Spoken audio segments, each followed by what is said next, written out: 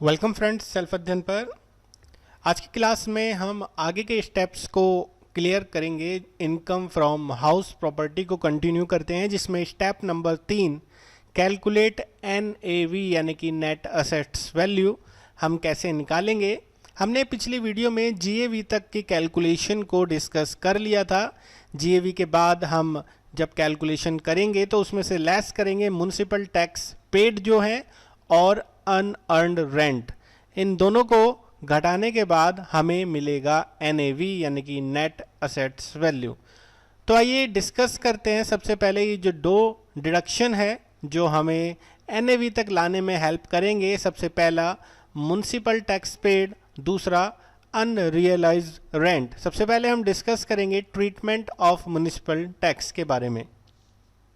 Municipal tax, जिसे हम house tax भी बोलते हैं, अगर ये एक्चुअली में पेड हुआ है तभी हम इसका डिडक्शन अलाउ कर सकते हैं जीएवी के बाद डिडक्शन में।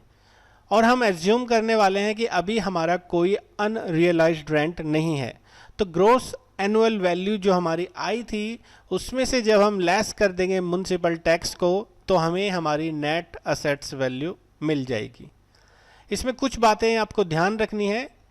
यहाँ पर number 1, if only due but not paid then deduction not available, यानी कि आपका अगर ड्यू है, पेड नहीं किया गया म्युनिसिपल टैक्स, तो फिर आपको यहाँ पर डिडक्शन अवेलेबल नहीं होगा। दूसरा पॉइंट है द म्युनिसिपल टैक्स में बी पेड एनी ईयर, आप उसका डिडक्शन ले सकते हैं, वो किसी भी ईयर का आपने पेड करा है, प्रीवियस ईयर का या फ्यूचर का, वो दोनों ही यहाँ पर एक्सेप्टेड है। तीसरा केस है if property is in foreign country then municipal tax of foreign countries allow as deduction, तो बाहर की फॉरेन कंट्री ही उसका डिडक्शन को अलाउ करेगी। नंबर 4 पॉइंट है it should be borne by the owner, अगर टेनेंट्स ने इसका रेंट पेड किया है तो फिर इसका डिडक्शन हम क्लेम नहीं कर सकते। It should be borne by the owner, property होना चाहिए, तभी हम म्युनिसिपल टैक्स का यहाँ पर डिडक्शन ले सकते हैं। तो आइए एग्जाम्पल से समझते हैं। आप देखेंगे यहाँ पर ग्रोस एनुअल वैल्यू हमें गिवन है यहाँ पर 50,000 रुपये की, आपका यहाँ पर अमाउंट गिवन है। उसमें म्युनिसिपल टैक्स करंट ईयर के हैं 10,000 रुपीज़ के, यहाँ पर पेड बाय टेनेंट्स है 6,000 का और पेड बाय ऑनर है 3,000 का। अभी हमने ऊपर कुछ नोट में डिस्कस करा था, पेड बाय टेनेंट्स को यहाँ पर कवर नहीं किया जाएगा, करंट ईयर ड्यू है वो भी यहाँ पर कवर नहीं होगा, और पेड कितना है 3,000 का, बैलेंस स्टिल ड्यू है यहाँ पर 1,000 का। तो हमें यहाँ पर कैलकुलेट करना है नेट असेट्स वैल्यू। सॉल्यूशन में सबसे पहले हमने ग्रोस एनुअल वैल्यू जो हमें दिया गया है 50,000, वो अमाउंट यहाँ पे लिख लेंगे, और कितने का हमने पेड करा है ऑनर ने 3,000, उसी का डिडक्शन यहाँ पर सिर्फ क्लेम ले सकते हैं। हमारा जो बैलेंस बचेगा कैलकुलेट नेट असेट्स वैल्यू में, जो हमारी नेट असेट्स वैल्यू आएगी 4,97,000 की, ये हमारा एनएवी निकल जाएगा। तो ऊपर बैलेंस है वो भी नहीं लेंगे, पेड बाय टेनेंट्स है वो भी नहीं लेंगे, करंट ईयर ड्यू है वो भी अमाउंट नहीं आएगा, सिर्फ पेड बाय ऑनर अमाउंट यहाँ पर हम कवर करेंगे। Municipal tax actually paid by owner allowed as deduction if not paid, और paid by tenants that is not allowed as a deduction, जो हमने ऊपर कवर किया था।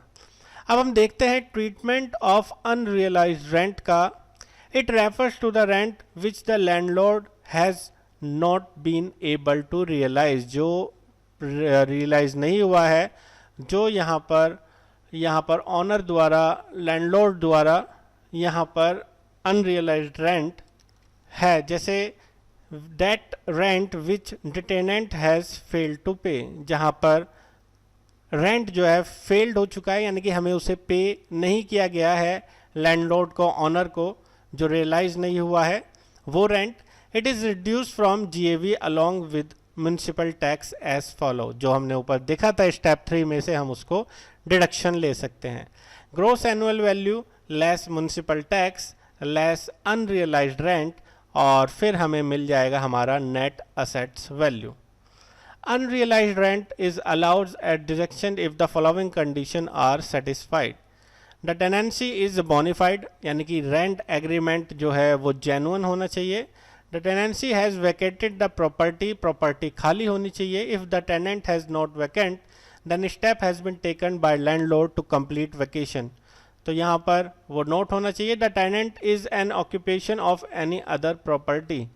यहाँ पर किसी और प्रॉपर्टी पे उसका ऑक्यूपेशन नहीं होना चाहिए. और number 4, legal proceeding has been starting against the tenants for recovery और the owner has satisfies the AO that such legal proceedings would be useless. नीचे एक एग्जाम्पल देखते हैं, उससे इसको समझने की कोशिश करेंगे. यहाँ पर म्युनिसिपल वैल्यू दिया गया है, फेयर रेंट दिया गया है, स्टैंडर्ड रेंट दिया गया है और एक्चुअल रेंट दिया गया है. एक्चुअल रेंट जो है पेड बाय टेनेंट्स वो 25,000 पर मंथ से सिर्फ 11 महीने का ही पेड हुआ है. द टेनेंट डिड नॉट पे the rent for last month, उसका लास्ट मंथ का जो रेंट है वो यहाँ पर पेड नहीं किया गया है. Municipal paid tax by the owner 6,000 rupees के हैं. Assume that all 4 condition of unrealised rent satisfy. हम एज्यूम कर रहे हैं कि अनरियलाइज्ड रेंट की सारी कंडीशंस यहाँ पर सेटिस्फाई हो रही हैं. अब इसका सॉल्यूशंस देखते हैं. म्युनिसिपल टैक्स और फेयर रेंट में जो हायर है 2,80,000 का वो हमने ले लिया. स्टैंडर्ड रेंट 240 का है और वो मोर देन नहीं होना चाहिए. जो हमारा सी पार्ट है तो लोअर होगा 2,40,000. ये सब हम पिछली वीडियोस में देख चुके थे. एक्चुअल रेंट है 3 लाख.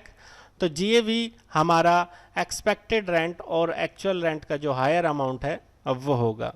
तो जीएवी हमारा आ चुका है 3 लाख का. उसमें से हमने म्युनिसिपल टैक्स को घटा दिया है 6,000 और एक महीने का जो अनरियलाइज्ड रेंट था जो नहीं पे हुआ अब वो हमने यहाँ पर डिडक्शन क्लेम कर दिया है. हमारा एनएवी की वैल्यू आ चुकी है 2,69,000 की. तो ये हमारा एनएवी निकल चुका है. अब हम देखेंगे step number 4, deduction from house property. Deductions are 2 deductions from NAV to arrive at income from house property. Number 1 standard deduction and then number 2 interest on housing loan. NAV का कंसेप्ट हम समझ चुके हैं. NAV हम कैसे लाएंगे, हम उसमें से municipal tax on unrealised rent को घटाने के बाद फाइनल हमारा जो NAV वैल्यू आएगा उसमें से हम लेस करेंगे डिडक्शन फ्रॉम हाउस प्रॉपर्टी जिसमें है स्टैंडर्ड डिडक्शन जो मिलती है और इंटरेस्ट ऑन हाउसिंग लोन. ये सब हमें सब्ट्रैक्ट करने के बाद हम पहुंच जाएंगे इनकम फ्रॉम हाउस प्रॉपर्टी पर जो हमें एक्चुअली में सीखना है. आइए डिस्कस करते हैं ट्रीटमेंट ऑफ स्टैंडर्ड डिडक्शन के बारे में. हम यहाँ पर 30% स्टैंडर्ड डिडक्शन का क्लेम कर सकते हैं लेकिन फॉलोइंग कंडीशंस जो हमारी है सेटिस्फाई होनी चाहिए. पहला पॉइंट है the owner of the house incurs lot of expenses on repair और मेंटेनेंस ऑफ द हाउस. जो ऑनर है उसने एक्सपेंसेस करे हैं रिपेयरिंग पर या मेंटेनेंस पर हाउस के अंदर. For all these expenses a flat deduction of 30% from NAV is allowed. तो जितना भी डिडक्शन हुआ है मेंटेनेंस हुआ है उसका अमाउंट का 30% का हम यहाँ पर एक्सपेंसेस का क्लेम कर सकते हैं. Hence, expenses of repair and maintenance or insurance premium are not allowed. Expenses में इंश्योरेंस वगैरह और रिपेयर वगैरह यहाँ पर अलाउड नहीं है. If such expenses are given in questions, we have to ignore them and to follow a flat 30% deduction of LAV. अगर इस तरीके से हमारा कुछ क्वेश्चंस में दिया गया है तो हम इसको इग्नोर करेंगे और सीधे सीधे NAV का 30% डिडक्शन यहाँ पर क्लेम कर लेंगे. If no expenses are incurred still 30% deduction are allowed. तो नॉर्मली हम 30% NAV का यहाँ पर डिडक्शन ले सकते हैं. Assume no interest on housing loan, इसको हम आगे डिस्कस करेंगे. हम मान के चल रहे हैं कोई हाउसिंग लोन हमने नहीं लिया. NAV जो हमारा आएगा उसमें से हम लेस कर देंगे स्टैंडर्ड डिडक्शन और हम पहुँच जाएंगे इनकम फ्रॉम हाउस प्रॉपर्टी पर. आइए नीचे की तरफ चलते हैं, क्वेश्चन देखते हैं, इसको डिस्कस करेंगे. NAV हमारा दिया गया है यहाँ पर 4 लाख का और रिपेयर जो हाउसिंग पर हुआ है वो है 30,000 का. ग्राउंड रेंट पेड हुआ है 5,000 का. हमें यहाँ पर कैलकुलेट करना है इनकम फ्रॉम हाउस प्रॉपर्टी. तो सबसे पहले NAV हमारा है 4 लाख. इसका सीधा सीधा 30% हम निकाल लेंगे 1,20,000 रुपये. हमारा यहाँ पर 2,80,000 रुपये का इनकम फ्रॉम हाउस प्रॉपर्टी आ जाएगा. क्योंकि हमने ऊपर पढ़ा था no deduction for repair and ground rent, only 30% का डिडक्शन ही हम क्लेम कर सकते हैं, जो ऊपर हमने पॉइंट्स को डिस्कस करा था। एक और क्वेश्चंस देखते हैं, एग्जांपल देखते हैं। यहाँ पर म्युनिसिपल वैल्यू हमें दी गई है, यहाँ पर 10 लाख की, फेयर रेंट दिया गया है 9 लाख का, स्टैंडर्ड रेंट दिया गया है हमें 8 लाख का, एक्चुअल रेंट दिया गया है, अनरियलाइज्ड रेंट दिया गया है, म्युनिसिपल टैक्स ड्यू दिए गए हैं जिसमें से हमने 8,000 रुपये का पेमेंट कर दिया है, 10,000 रुपये ड्यू है, टोटल 8,000 का पेमेंट हमने कर दिया है, ग्राउंड रेंट है 7,000 का, इंश्योरेंस प्रीमियम है, रिपेयर डन है, ये सब अमाउंट हमें दिया गया है और हमें इनकम फ्रॉम हाउस प्रॉपर्टी निकालना है।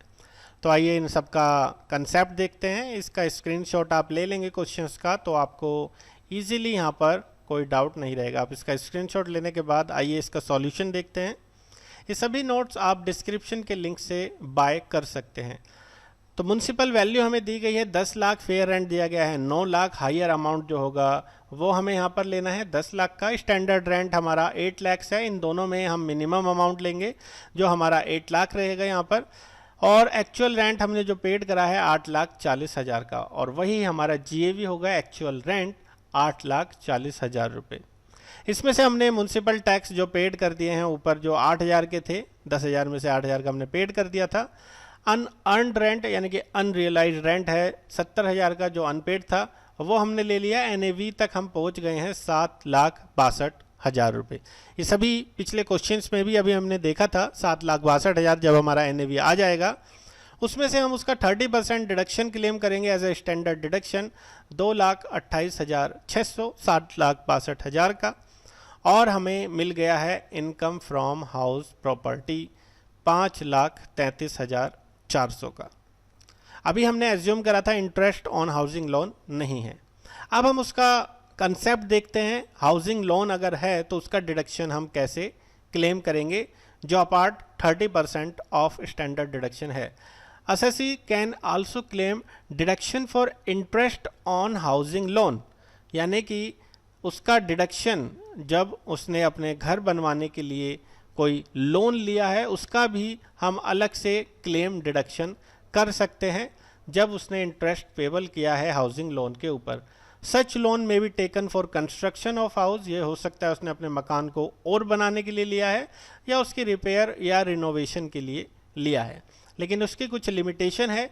If house is given on rent then fully allowed as deduction without maximum limit. अगर हाउस को रेंट पर दिया गया है और लोन लिया गया है तो वो फिर वहाँ पर किसी लिमिट से उसको कंपेयर नहीं करेंगे, वो fully as a deduction allowed हो जाएगा। लेकिन अगर हाउस सेल्फ ऑक्यूपाइड है देन हमारा जो मैक्सिमम डिडक्शन होगा 30,000 अपॉन 2 लाख ये होगा। इसे हम अभी नीचे डिस्कस करेंगे आने वाले पॉइंट्स पे।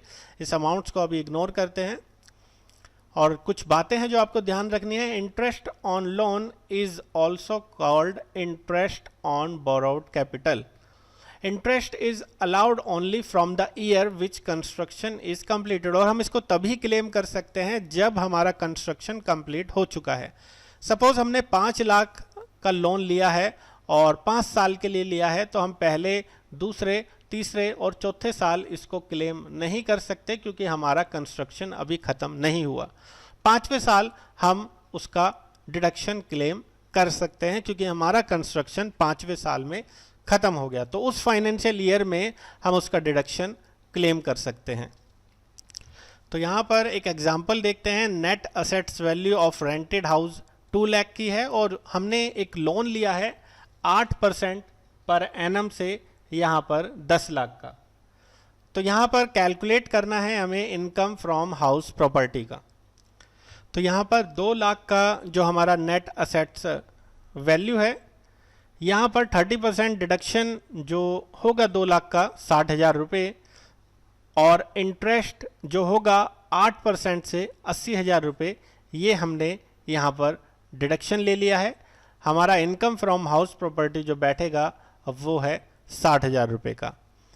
Exemption for one self occupied property, अगर एक ही सेल्फ ऑक्यूपाइड प्रॉपर्टी है तो वो केस थोड़ा अलग होगा। मान लेते हैं एनएवी 0 है तो डिडक्शन फॉर इंटरेस्ट हमारा 30,000 अपॉन 2 लाख, इसको हम डिस्कस करते हैं। यानी कि मैक्सिमम लॉस जो है हम 2 लाख तक का ही उसमें कवर करेंगे। अगर नेट असेट्स वैल्यू 0 है तो 2 लाख तक का मैक्सिमम लॉस कवर करेंगे और मिनिमम होगा 30,000 का।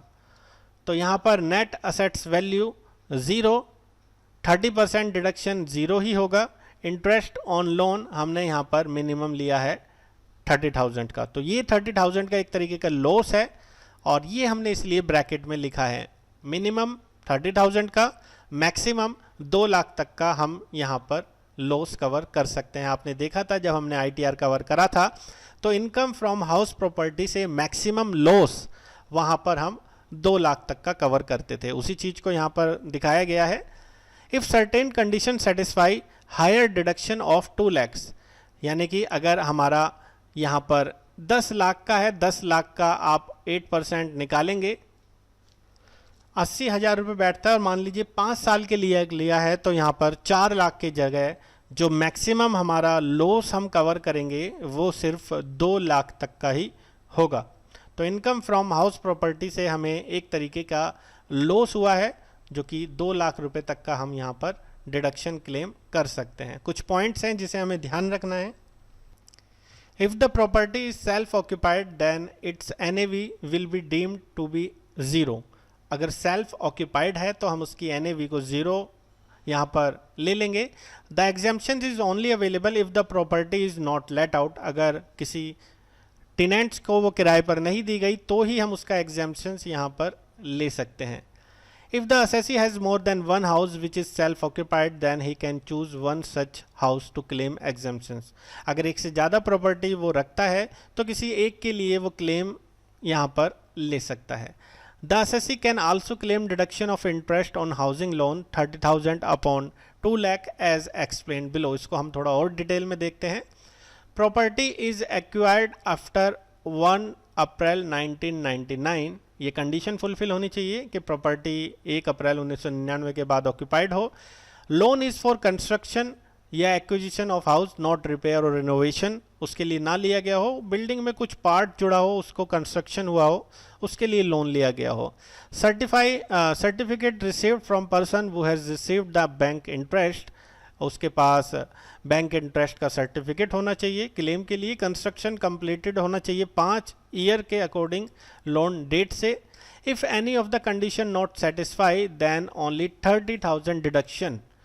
Example, loan is for repair और रिनोवेशन और सर्टिफिकेशन नॉट रिसीव्ड। अगर ऐसा केस होता है तो फिर यहाँ पर 30,000 का ही मैक्सिमम डिडक्शन होगा।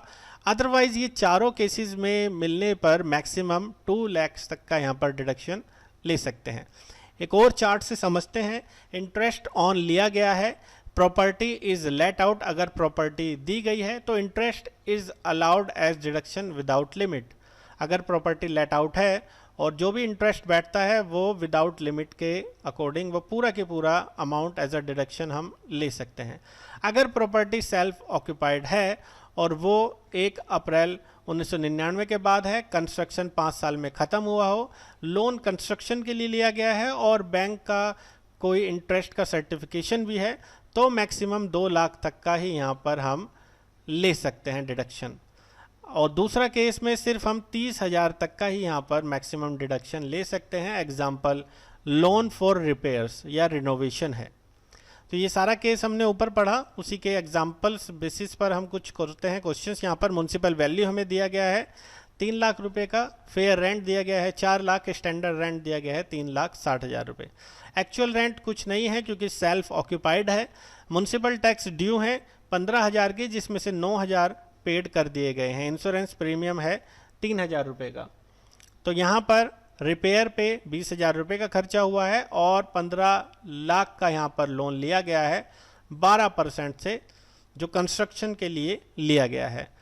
और पर्सन हम मान के चल रहे हैं कि उसका 1 हाउस प्रॉपर्टी ही सेल्फ ऑक्यूपाइड है एंड NAV उस केस में हम यहाँ पर 0 लेंगे। 0 लेंगे तो स्टैंडर्ड डिडक्शन भी 0 होगा। इंटरेस्ट ऑन हाउसिंग लोन यहाँ पर हमारा 15 लाख का 12%, 1,80,000 रुपये का यहाँ पर इंटरेस्ट ऑन हाउसिंग लोन हम लेंगे क्योंकि मैक्सिमम यहाँ पर 2 लाख तक का हम कवर कर सकते हैं। तो इनकम फ्रॉम हाउस प्रॉपर्टी एक तरीके से लॉस है हमारा 1,80,000 का। अब अगर चारों कंडीशन सेटिस्फाई हैं, ये मान के चल रहे हैं, तो मैक्सिमम डिडक्शन 2 लाख तक का यहाँ पर ले सकते हैं। एक और क्वेश्चन देखते हैं। Suppose in above questions loan taken यहाँ पर 20 लाख का है। अब 20 लाख का है तो 2,40,000 रुपये बैठता है। अब देखेंगे यहाँ पर 2,40,000 है तो मैक्सिमम सिर्फ हमने 2 लाख तक का ही ऊपर कवर किया है। मतलब यहाँ पर हमने 2 लाख का कवर किया है, लेकिन ऊपर मिनिमम जो है 2 लाख और 1,80,000 में, तो 1,80,000 हमने कवर करा था। नीचे 2,40,000 बैठ रहा है, तो मैक्सिमम जो है सारी कंडीशन अगर सेटिस्फाई होती हैं तो 2 लाख तक का ही हमने कवर करा है और इनकम फ्रॉम हाउस प्रॉपर्टी हमारा 2 लाख आ चुका है यहाँ पर। तो यही चीज़ हमने जब कैलकुलेशन सीखा था ITR का, उसमें हमने देखा था इनकम टैक्स रिटर्न फाइल करते हुए इनकम फ्रॉम हाउस प्रॉपर्टी हम मैक्सिमम 2 लाख तक का लॉस कवर कर सकते हैं।